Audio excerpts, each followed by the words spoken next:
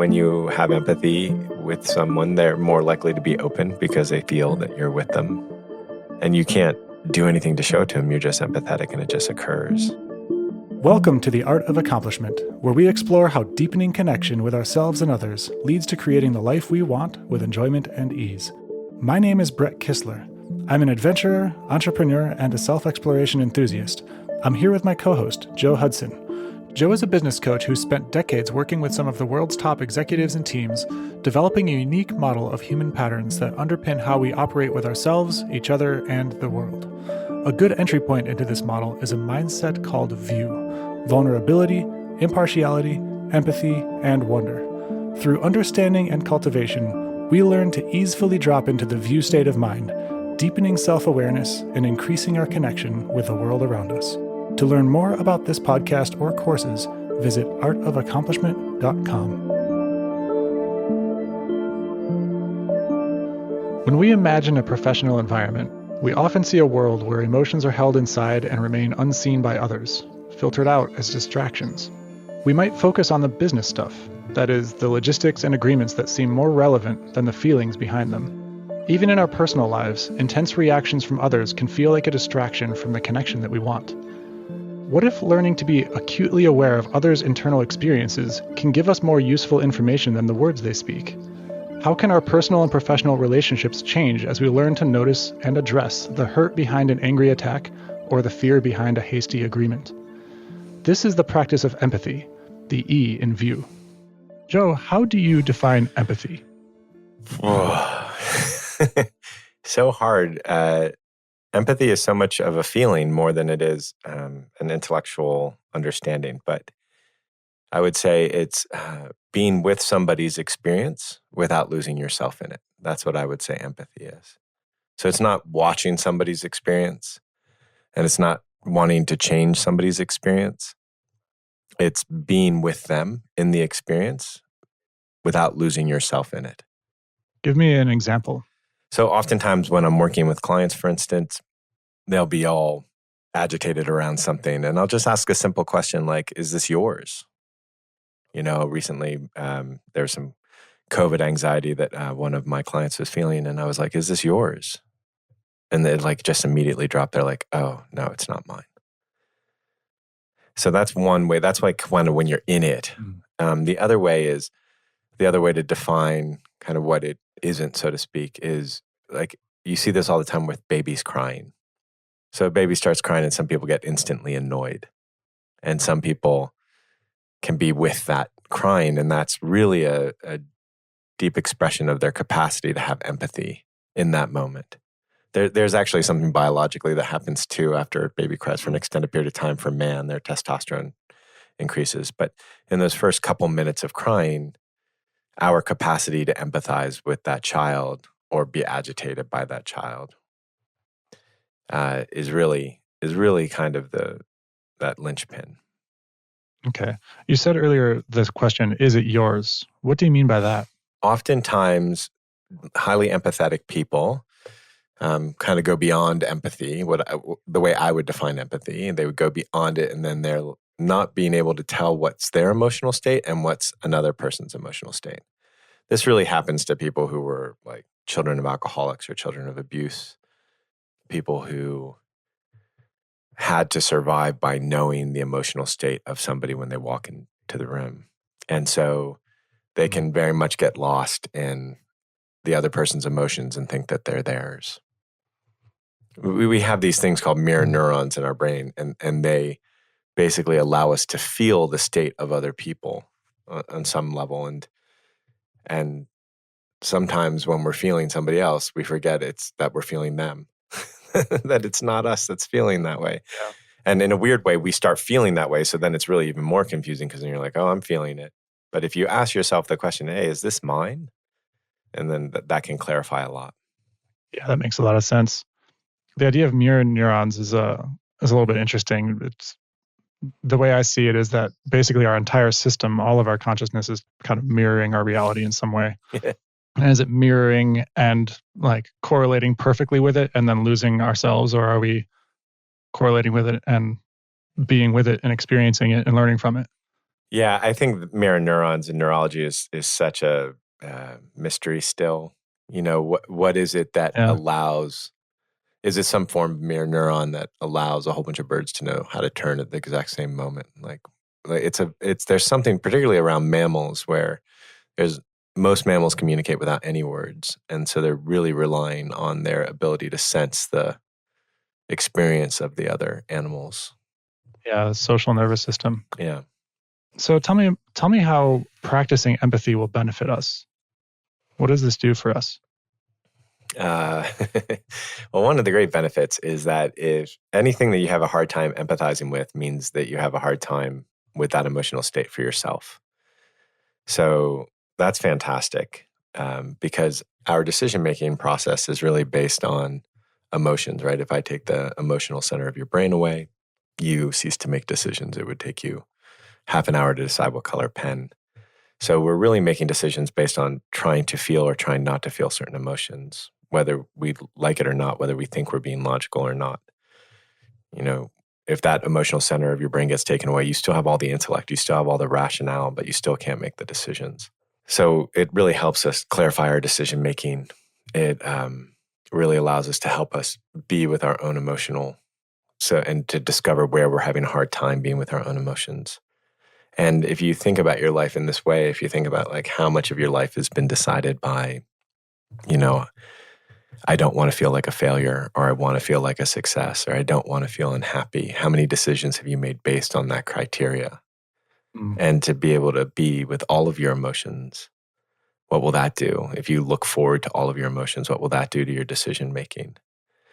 And how does it change your emotional state, right? If I have sadness and I don't want to feel it, it feels very different than if I have sadness and I want to feel it. Mm. So those are like a lot of the things that'll benefit us on an inward perspective. Externally, obviously, people like it when other people are with them. If you think about your friends and the people you feel closest to in the world, you can find that they're more able to be with you than people who you don't particularly like. And if you look at your friends and you say, what is it about your friends that you want to have changed? Oftentimes it fits into the category of their inability to be with you or see you for who you are. Mm. So there's that whole thing too, right? Where it's just like we want to be empathized with. Most of us want to be empathized with, and so it just creates deeper connection, more loving, more capacity to love. Seems like the first half of what you described is like feeling into our emotions to find out where our thoughts and rationale are coming from, and then in others being able to see behind that too. So if somebody's presenting you with a solution or an idea, whether it's a business context or a relationship, to be able to see behind that what the feeling is that's coming from can allow you to address a deeper root cause or need. Yeah, at least it gives you the capacity to do it. Sometimes people get upset if you do that. It's like, wow, it really doesn't seem like you're angry. It seems like you're hurt. No, I'm not. That kind of. Right. But generally, it goes pretty well, and people want to deal with the underlying thing. Yeah. So many logical arguments are really not at all about the logic. It's not really about the tactics or the facts. I mean, just look at most public discourse. It's not really about the facts. Mhm. It's about the emotional state of people and their fear and what they need and what they want and what they're angry about. So yeah, to be able to connect with people on that level and to not tell them that they need to be different, but to actually be with them, it's a huge capacity. It really allows you to have a much deeper, authentic relationship or communication with people. Yeah, I think the public discourse is a great example because a lot of people get so triggered around other people believing different facts than them, and I think that's really just coming from a lack of feeling seen. Yeah, or a feeling of that they're out of control in their world, or that they're helpless, or that there's forces beyond them that are controlling them, or Right. so many emotions are happening there. Yeah. So earlier you said this a couple of times, to be with somebody in their experience without losing yourself. How do you prevent that? The easiest way to do it, I mean, it's just a really simple way, is just put some attention in your own body while you're with somebody. If you happen to be that type that has that deep empathy and you lose yourself in the person, the traditional way people do it is they become defensive. They just hold a level of defense and they're like, "Meh." And that works. But it doesn't allow you to be empathetic. It just prevents you from getting lost in them. To be empathetic in a successful way is to maintain a certain amount of your awareness in your own body. So like right now, when you're listening to me, you could also be paying attention to the bottom of your feet, or you could also be paying attention to how the sound of this podcast feels in your ear, in your inner ear. And then that allows you to be with yourself while listening to me and being with me in my experience. It's about as easy as that, just putting some attention in your own body. And the other kind of more intellectual way is to just be aware of when it's happening. I think that's the biggest challenge for most people, is that they just don't know when it's happening. And a great sign that it's happening is if you buy into the story of whatever anybody is saying. You know, let's say you have a friend and they're like, oh, my boyfriend and da-da-da-da-da-da-da-da-da, and the world and my boss and da-da-da-da. And if you're like, yeah, you've been victimized and we need to do something about it, it's like you pretty much you're in them now. Mm. Or just the opposite, you know, these people are bad and da-da-da, yeah. Then you're in them if you buy into the story.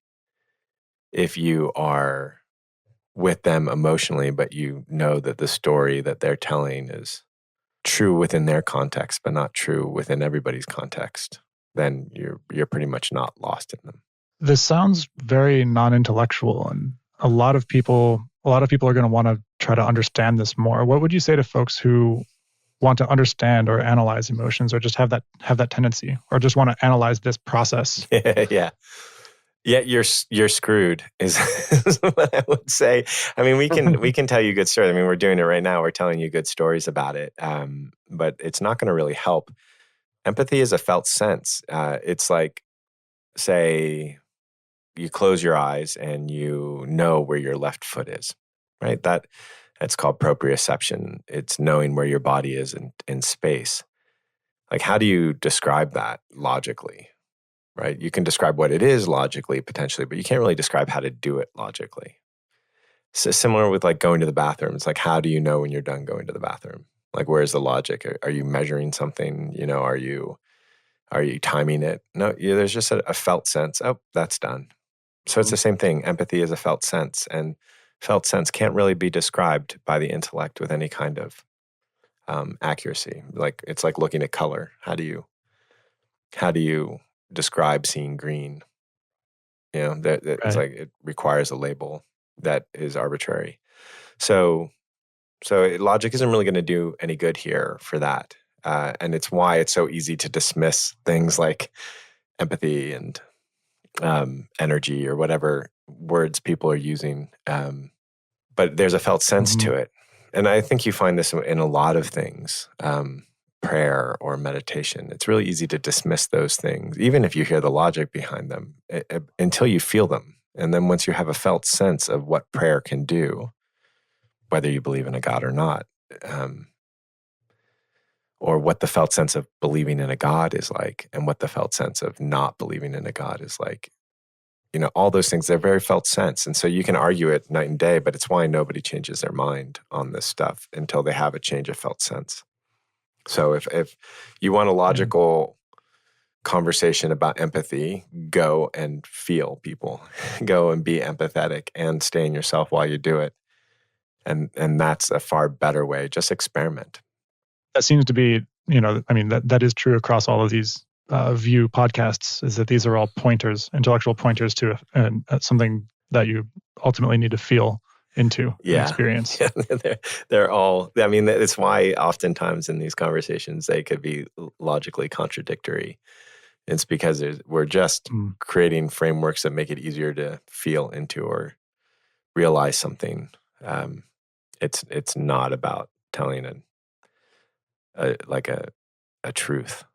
There's no, you know, it's not like there's one way or there's something that's right here. There's just, how do you want to be is the question, and that question isn't answered with logic.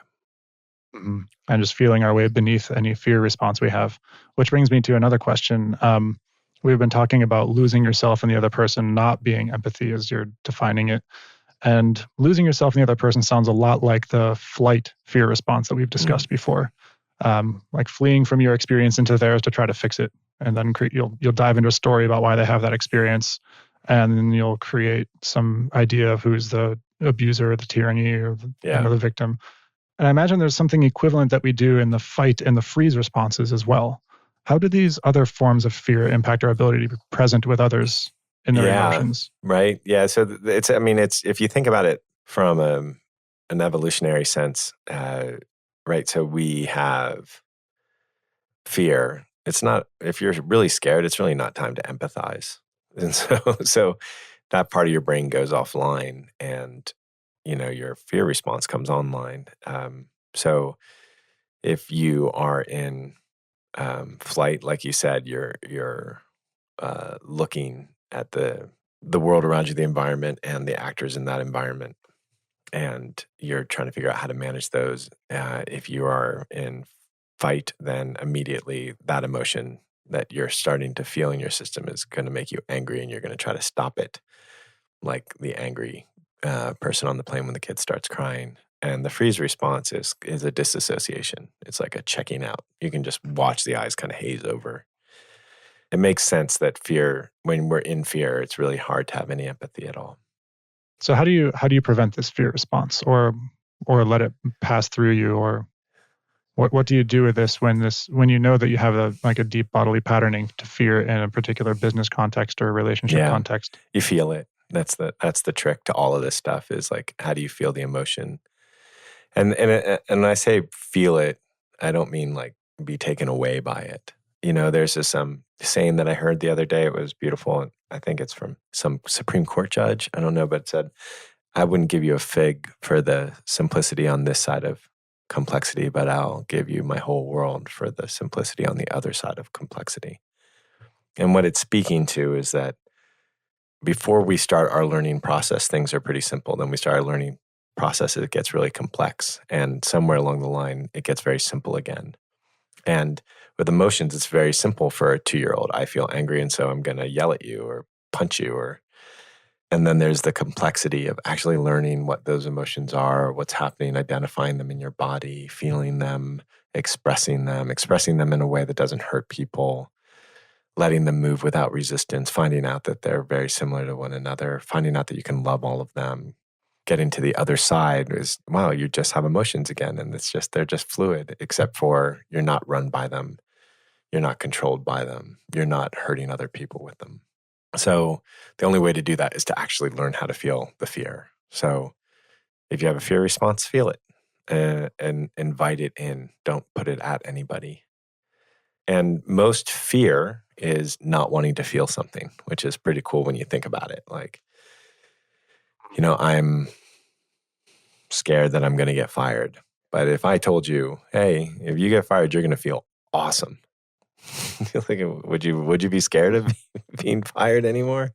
So it's really us not wanting to have emotions that we're at the core very scared of. And when I say feel the fear, I mean welcome it. I really mean like invite it in, breathe it in.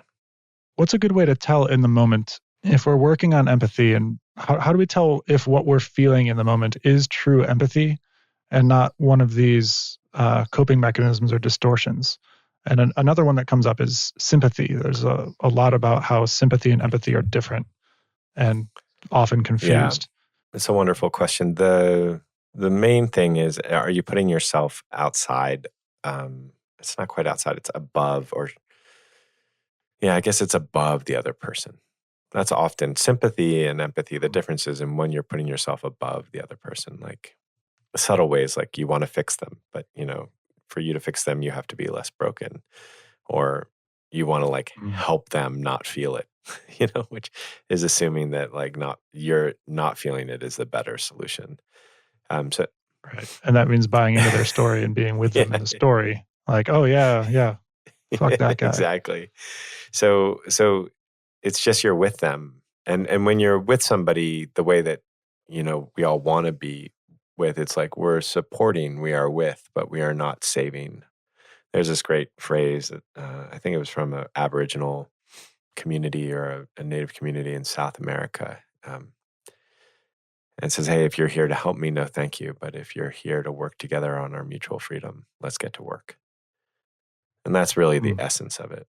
Another thing that happens a lot is that like being empathic is often associated with being manipulable or easily taken for an emotional ride. And how could it be that deepening our empathy in the ways that we've been talking about makes us less likely to fall into a fear response and abandon our needs or our boundaries? Yeah, right. You get that fear a lot from people. They're like, oh, if I empathize, then I'm going to fall for them. And I think that what they're thinking about is that person who's like fully into the other person's reality, and they've lost themselves in it.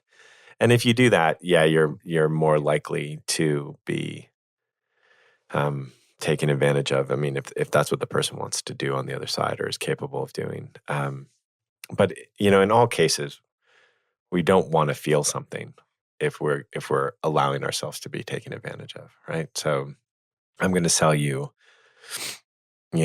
this magic pill, and it's going to make you skinny in 2 days, right? Like if you buy that, it's because you don't want to feel something anymore, or you definitely want to feel something.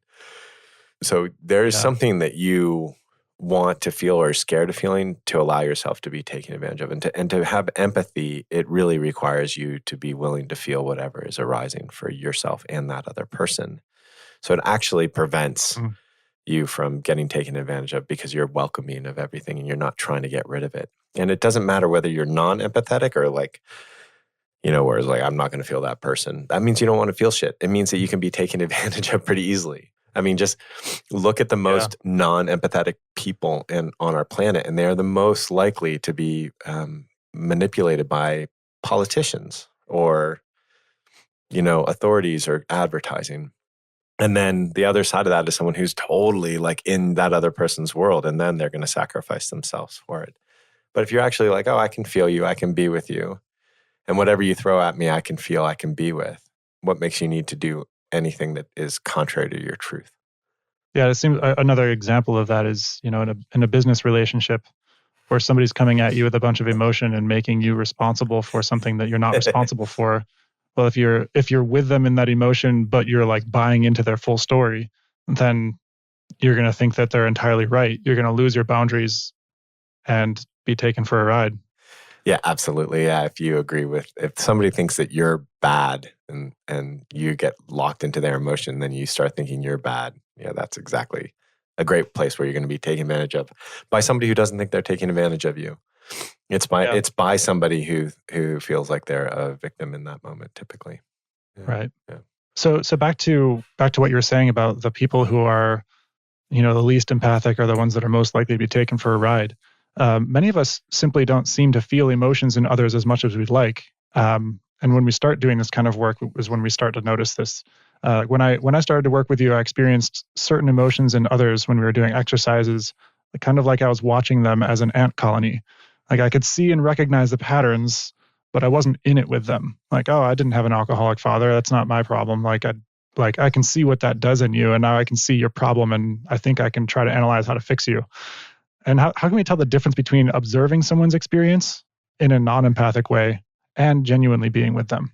Yeah, the body is a telltale sign here. I mean, I think I remember that when we were working together and you were doing that. And I believe I came up and shook you a couple of times and went, hoogla, hoogla, hoogla.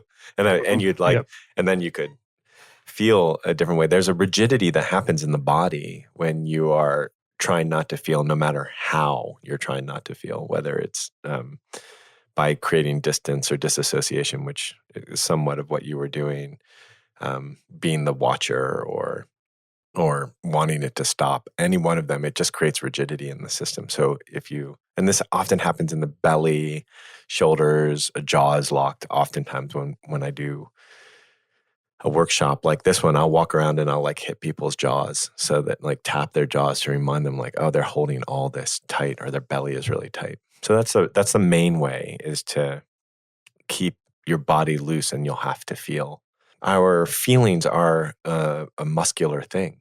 Our feelings live in our muscles. If you're the person who was told you can't get angry, and you are not angry all the time now, and anytime anger comes up, you either like give it to yourself or suppress it really badly, your muscles have to contract in such a way and become distorted in such a way. It's why there's a whole science behind just watching how somebody walks into a room. You can tell like a tremendous amount of their upbringing.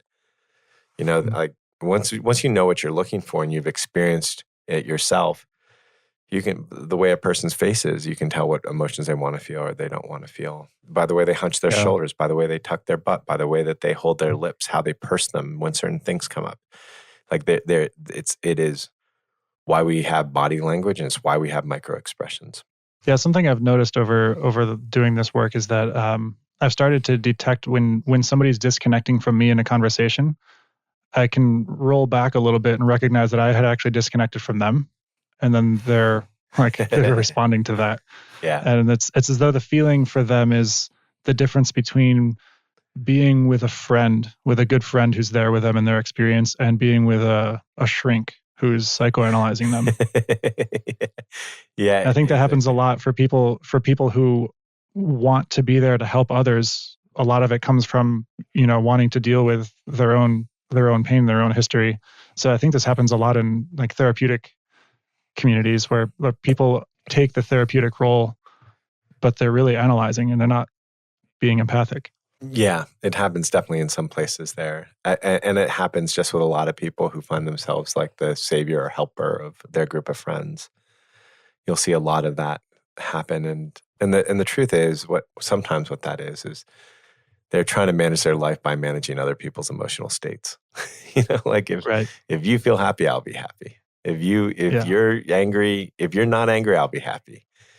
If you're in a good mood, I'm in a good mood. And then A, it doesn't work, and B, you can't change people's emotional states, and C, it's just far more enjoyable to be with them in the emotional state. Mm-hmm. Yeah, which comes back to that self-empathy thing we were talking about. Like, as I've experienced, my ability to actually have empathy with others has directly grown from my ability to actually feel that equivalent feeling in myself. Yeah, that's right. That's exactly how it works. It's our capacity to love the parts of ourselves is directly correlated to our capacity to love the parts of other people and other people in general. Yeah. Sometimes being empathic with somebody and holding a highly charged emotion can leave us with a sort of static residue in our system. It can linger or put us on tilt and takes time for integration. Yeah. Or just leave us feeling that thing for days. And for some people, this is really strong. Yeah. The empaths, the self-identified empaths, will just avoid certain situations because they're like, "Whoa, I can't handle that energy." How can we navigate this and be deepening our empathy without closing ourselves off or avoiding situations, especially if we're frequently going from one high energy interaction to another in business or something else? Yeah. I had to learn that really the hard way. For me, when I started coaching people and the depth in which the coaching can happen, and I would go from that to like a conversation with negotiating lawyers over like points on a contract. And then back into a coaching session. So I had to go into these like big, highly charged thing, one right after the other. And similarly, when I do like the 7-day really deep retreats, it's like one like emotional baseball bat after another in the best possible way. It's not like with real baseball bats sometimes. Right. But not obviously not hurting anybody. And so, yeah, it's something that I really had to learn. The main thing is avoid it. And the way you avoid it isn't by not feeling the emotion. It's by being in your body, right? So it's just putting some of your attention in your body while you're with other people and their emotions. So you're not losing yourself. That's a huge thing. And if you do that, as you get better at that, it's like that takes care of about 70 or 80% of the problem. And then the other stuff, it's really about grounding. It's about staying grounded, realizing what's yours and what's not yours. And your body and your breath is the best way to do this. So releasing whatever emotion residue you have, letting the tears flow, shaking it off, grounding yourself in the different ways that people can ground themselves. There's some Tai Chi moves that can do that, yoga moves that ground you. Or just asking, is this mine? That was a really good one from earlier. Yeah, is this mine? There's some things to calm the nervous system down, different breath. So there's all sorts of things you can look into. If you go into any kind of system that says, how do I ground, no matter what kind of system, from, functional medicine to this, you can just find those things and they'll work really well. I like, my personal favorites are like deep breath, walking barefoot, sitting in silence, meditation. Those things, I feel very grounded in those things. Massage, I love massage. Massage will help me feel grounded probably quicker than anything else. What if you're going straight from like a sprint planning meeting where everybody's got in an argument and started yelling at each other, and you're carrying that energy straight into a performance review, and you really want not to take that out on the person that you're reviewing? Yeah. If you got like 5 minutes between them. Yeah. So first, I wouldn't buy into the story that you have to. So I would say, like, I'm not prepared for this meeting right now emotionally, and I'd rather give you the actual emotional attention that you deserve. So let's postpone it. That's one thing, obviously. Like, so for instance, if there is a big fight in a sprint meeting, I would probably enjoy it because I could be with the anger and the energy, and I would see like, wow, look at all these people who really give a shit. They really care. They really want it done right, or they wouldn't be fighting. And then way better than a bunch of apathetic, right? Exactly. checked out people. Exactly. And because I would be enjoying the tension, it would also change the dynamic in the room of the anger.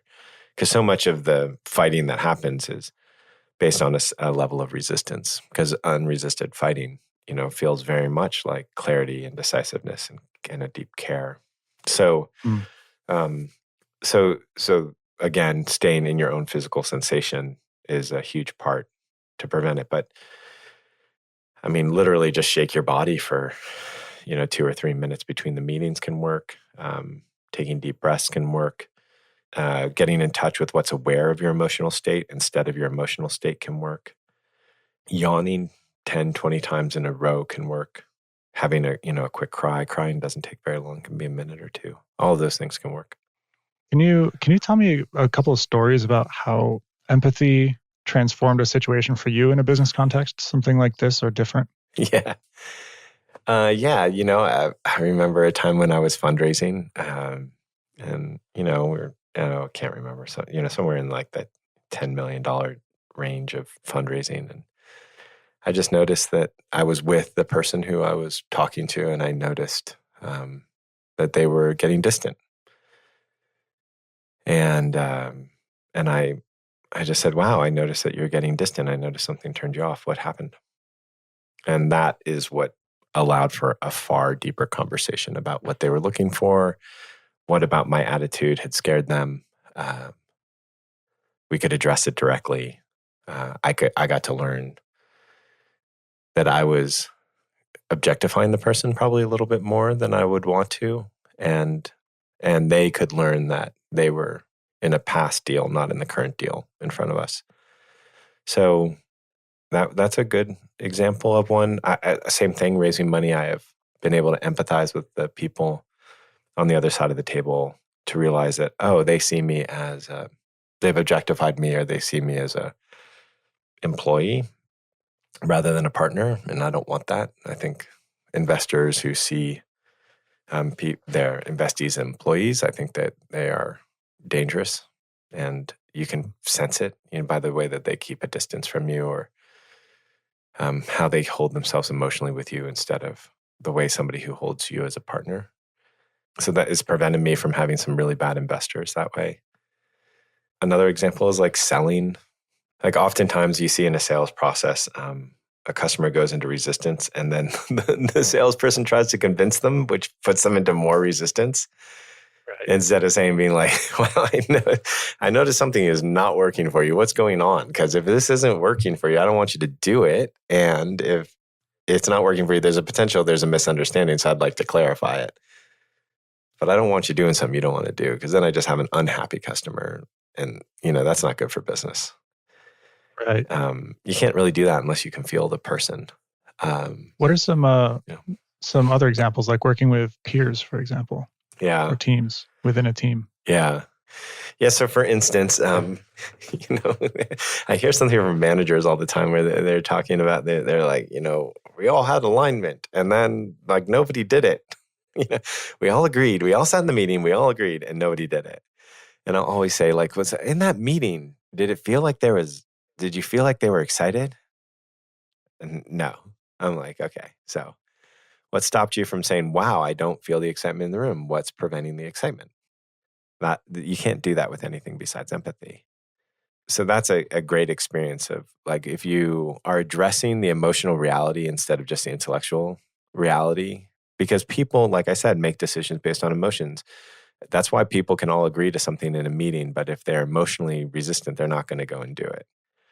So Right. you can actually just feel into that resistance, feel into where the excitement is, feel into what's being held, where the rigidity is in the room, and clarify it. And that makes things far more good. It's the same thing with like product development. We have it's a kind of a famous thing where people spend a lot of money on a focus group and the focus group goes, this is great. And then the product fails. Or Right. or vice versa has happened too. It's because they're asking them emotional issues. They're asking them about emotional decisions through the intellect. And so it's not it sometimes works, but it's not a perfect translator, right? It's like, Yeah. it's really feeling your customer. It's really feeling what makes it important for them to buy it. Henry Ford said, if I gave my customers what they wanted, I would have given them a faster horse.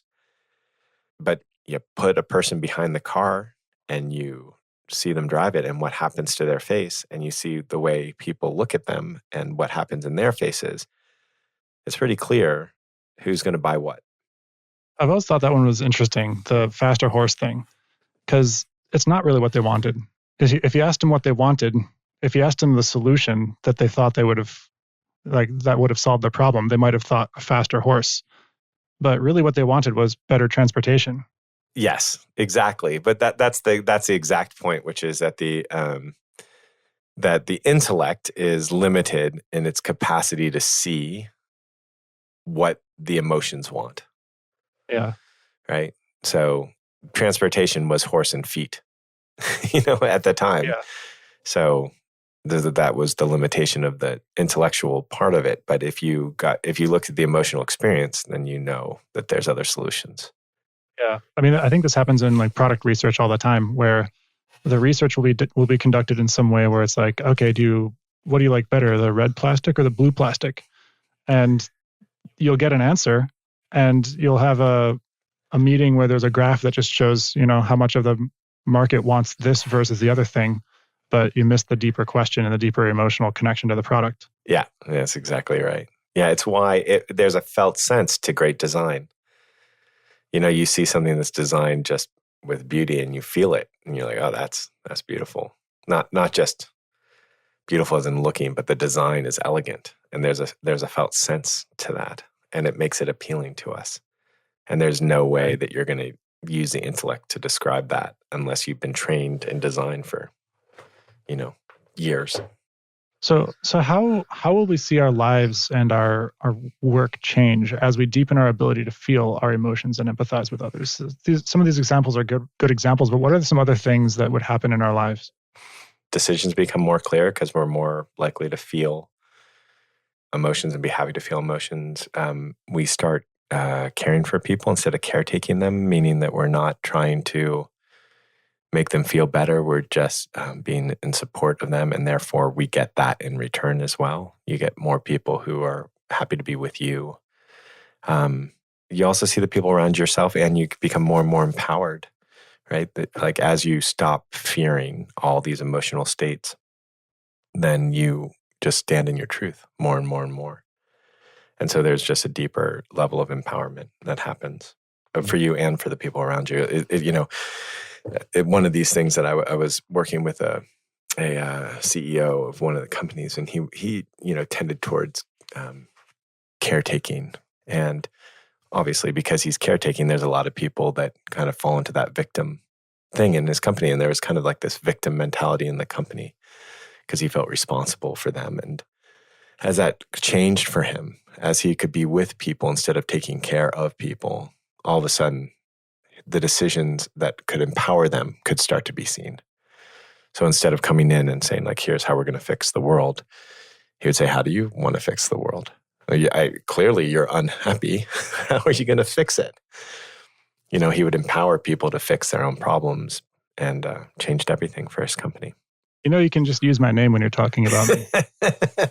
That wasn't you. You were not the person in my mind when I was saying that. I know, but I just felt it as yep, that's exactly been my journey. Yeah. So what else happens? Are there a lot of times when we do these kinds of practices, there are shifts in our lives that are short-term uncomfortable or destabilizing? Is there anything like that would happen with practicing deeper empathy? Yeah, as the emotions start to get felt and the resistance isn't worked through, it can be a bit turbulent. It's not the emotions that are uncomfortable, it's the resistance to them. So there can be a little bit of turbulence. There can be, moments of tears where you were preferred that there wasn't tears. They don't happen very often. They're pretty rare. Like people kind of are like, oh my God, I'm going to be crying all over the place. And it's kind of more like, oh God, I cried at this one place. And actually somebody came up to me and said something sweet. But yeah, it can be a little bit turbulent. There's also this idea that if I allow my emotions, then they're going to take over me and control me. It's the projection that you've been controlling your emotions, so you think they're going to control you. It doesn't happen like that. I've never seen anybody at all of the thousands of people I've seen go through this process. I've never seen any of them I'm controlled by emotions now. It's just, yeah. Damn you, Joe. Exactly. It's never happened. So I'd say that the biggest thing is what we've really harped on this talk is, if you empathize with losing yourself, that can be really damaging. So learning how to be in your own body while you're empathetic is so critical. I just even recommend hey, for the rest of the week, put some of your attention into your physical body during every conversation. See what that does to your world. It'll rock your world if you do that for every conversation for a week. It'll just rock your world. And it's also, I'd just say it's important to take it slow.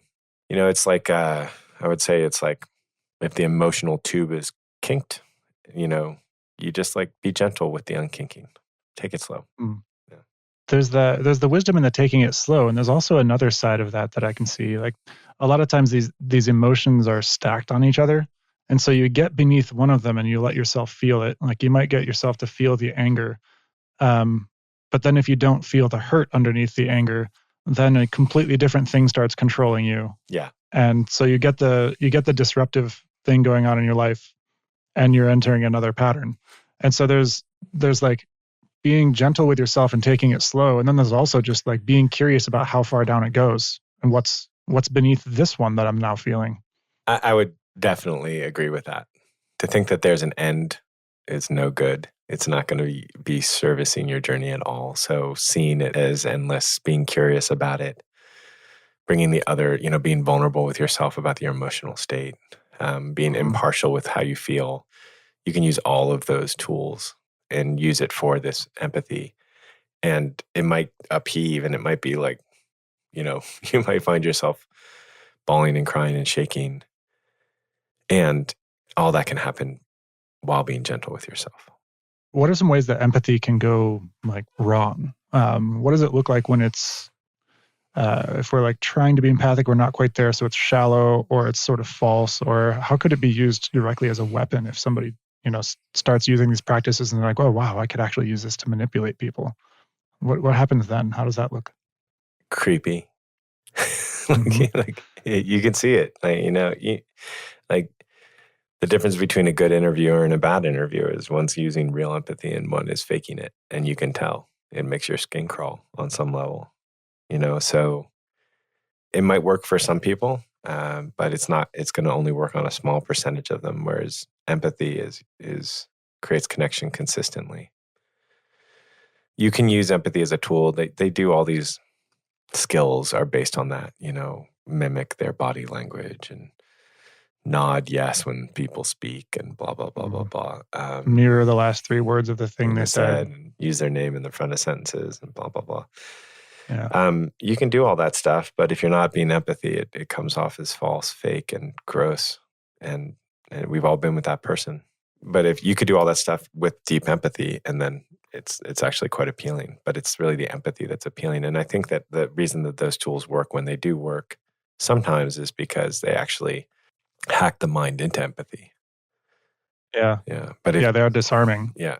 Uh-huh. And if the intent is to disarm, then it can get you closer to it. Yeah. To disarm yourself, that is, not to disarm the other person as a trick. Yeah. So what are a couple of like summary bullet points on how all of what we've discussed would apply to a view conversation in this practice and with the rest of this course? Yeah. Well, one of the things that the clearly thing is that you can ask questions. You can ask how, what questions that are based on nonverbal cues on empathy. Like, oh, wow, it feels like you distance yourself right there. What happened? Or you can say, it looks like you don't agree with that. What's going on? Or what's happening with you right now? Or how did that feel? You can ask questions like that. People generally don't. They'll stay up on the intellectual and they won't ask questions down in the emotional. And in a curious way, not. Yes. Not, oh wait, I saw you disconnect there. I saw you disconnect. I know it. Tell me what. Empathy is an attack. Yeah, that's right. Also, basically, you'll notice that when you have empathy with someone, they're more likely to be open because they feel that you're with them, and you can't do anything to show it to them. You're just empathetic, and it just occurs. Like I said earlier, there's this creepy thing where people know you're managing them, and when they do, they back off. And so you don't have as much data, you don't get as much truth, you don't get to see the problem as it is, you don't get their ideas for solutions. So with empathy, you get all that stuff. You get more data and more ideas for solutions. Or the solutions you get from them are actually their solutions to get you to stop Yeah, exactly. managing them. Exactly. Yeah, exactly. And also, if you're in empathy, you can catch yourself being partial. Right? Like if you're using empathy and you see somebody like have an issue with you, you're like, oh, wow, I was being partial. Like I'll catch my own partiality from being empathetic to their response to me. Right, like the way I was describing earlier when I catch somebody disconnect, like rolling back and be like, wait a minute. Yeah. Oh, okay. I see what I did there. Exactly. Yeah. As we close, I'd love for you to tell us about an impactful experience that you've had that caused the deepest increase in your empathy for others in the shortest amount of time. Yeah. I want to give you two. The first one was I was having this experience where I realized that I really just did not want to be with people who were having meaningless conversations. And it just was like so annoying. Like, I was driving 65 miles an hour. Really? 65? Yeah, 65 miles an hour down to Santa Barbara. It was so frustrating for me. I'm like, what is it that I don't want to feel? What is it that's happening for them, for me, that I don't want to feel? And just open myself up to it. It was awkward. I'd be weeping in these conversations that were like seemingly benign. And I don't know, 2 or 3 weeks of that, something, maybe a month of that. And the personal recognition that came through it was, it was so critical to my sense of self that I had to be valuable. And that the idea that I might be spending time where I wasn't valuable, it was so hard on my system. I didn't want to feel that kind of sense of worthlessness. And that was my internal thing. And then to have the freedom to be worthless, to be like, oh yeah, I'm happy to be worthless and I'm happy to be of value. And having that freedom was tremendous. And then my capacity to immediately be with people or having that level of conversation happen. And what I realized was even in that level of conversation, there's different forms of connection going on. There's different ways that people are connecting that aren't verbal, that aren't about the immediate intellectual thing that's up front. And then I think this one wasn't as quick, but it was bigger for me, which was, getting in touch with hand-in-hand parenting, which is really one of the main tools that I learned empathy from. And one of the tools in that is it's called parenting by connection, and it allows parents to be deeply connected with their kids to feel deeply connected. And the thought process is when kids feel connected, they naturally want to behave in a way that's enriching for themselves and the family. And all of the tribulations that we feel from children is just them being out of connection. And so how do you get them back into connection? And one of the tools, they have 5 very simple tools. And one of the tools is stay listening. It's like allowing the kids to have temper tantrums and being with them in that temper tantrum, and even encouraging it to move through and making sure it doesn't get stuck. And I was not good with a lot of my emotions when I started doing hand-in-hand parenting. And I got good with them really quick. And all of a sudden I had a tremendous amount of emotional freedom that I didn't have before. And all of a sudden my decision-making got so clear because I couldn't be with my child's temper tantrum until I could be with my own. I couldn't be with my child's anger until I could be with my own, or their tears until I could be with my own. And so that process of empathizing and being with my children gave me so much more freedom. Huh. How did these 2 stories impact your ability to have value for people? I don't care. If I was to look at it, seemingly I'm more able to be more valuable to them because I can be with them in a deeper way now, and I'm not judging them or myself. So that it seems like that's probably more valuable. But the bigger answer is it doesn't matter to me anymore. It's like I love that paradox from that, like the driving wound of your first story. Yeah. To just not caring anymore, actually having that impact. Yeah. Oh man. That was a great conversation. Thanks so much, Brett. Yeah, thank you. Thanks for listening to The Art of Accomplishment. If you enjoyed what you heard today, please subscribe and rate us in your podcast app. We'd love your feedback, so feel free to send us questions or comments. You can reach out to us, join our newsletter, or check out our courses at artofaccomplishment.com.